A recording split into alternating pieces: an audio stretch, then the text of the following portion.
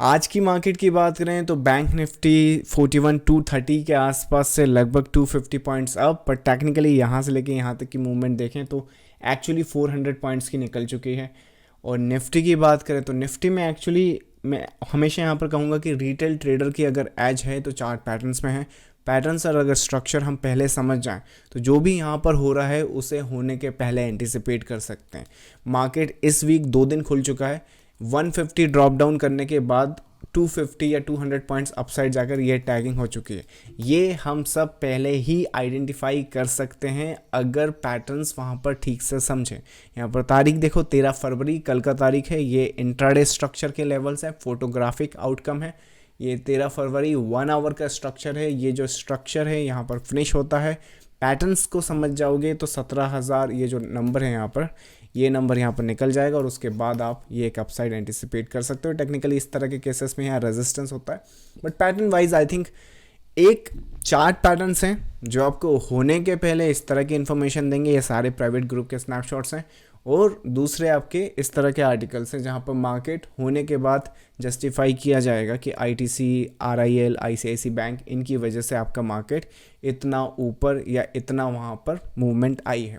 So I would say अगर retail trader को justify करना है, मार्केट में लंबे समय के लिए बने रहना है, तो जितनी जल्दी आप पैटर्न्स एंड स्ट्रक्चर समझना स्टार्ट कर देंगे उतना अच्छा। अदरवाइज ये पूरी की पूरी मूवमेंट्स मिस आउट करेंगे। मिस आउट करने के साथ साथ रॉन्ग डायरेक्शन की जो एंटिसिपेशन है या रॉन्ग डायरेक्शन की जो पॉसिबिलिटीज़ हैं कि अगर गिरा तो कैसे गिरा और पैटर्न बना तो कैसे बना, सो वो सब समझने के लिए चार्ट पैटर्न्स पे काम करना पड़ेगा। और जब तक वो काम नहीं हो रहा है, our private group is there to help you कि जो भी मार्केट में पैटर्न एंड स्ट्रक्चर बनते हैं उसको पहले से हम लोग पॉसिबल डिस्कस करते हैं, पॉसिबिलिटी डिस्कस करते हैं कि इन वेव की डाउन वेव कहाँ ख़त्म हो सकती है, इस वेव की अप वेव कहाँ ख़त्म हो सकती है। अभी के लिए मार्केट मुझे कैसा दिख रहा है, जैसा हमने वीकली अपडेट में डिस्कस किया, आई थिंक 18,000 ये मार्केट टच कर सकता है। 18,250 की भी एक्चुअली यहाँ पे पॉसिबिलिटी है। बट डेली पर अगर यहाँ पर नोटिस करो तो इस तरह के structure and patterns, I think मुझे लगता है कि अगर यहाँ पर डेली को देखने के बाद 1 आवर को देखेंगे और इस वेव पर फोकस करो, इस वेव का जो सपोर्ट है वो निकल कर आ रहा है 17,900 का। टेक्निकली यहाँ रेजिस्टेंस पे फेस करने के बाद इस वीक 18,000 का रेजिस्टेंस बनेगा। 18,000 का रेजिस्टेंस बनने के बाद 17,900 का सपोर्ट बनेगा। सपोर्ट नहीं टूटा तो 18,200 की पॉसिबिलिटी है जो इसमें अभी भी इंटैक्ट है।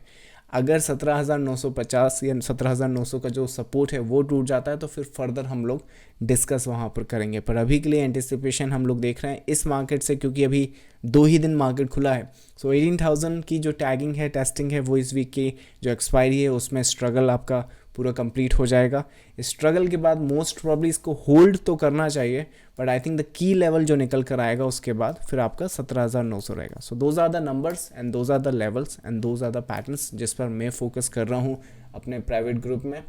अगर ये पैटर्न्स एंड स्ट्रक्चर आप सीख रहे हैं, समझ रहे हैं, अगर स्ट्रगल कर रहे हैं तो उस स्ट्रगल को छोड़कर आप प्राइवेट ग्रुप ज्वाइन कर सकते हैं जिसमें पैटर्न्स हम लोग होने के पहले डिस्कस कर सकते हैं और सारे पैटर्न्स एंड स्ट्रक्चर आप फास्ट ट्रैक भी सीख सकते हैं। वेव ट्रेडिंग इंडिया पर बुक्स भी अवेलेबल हैं।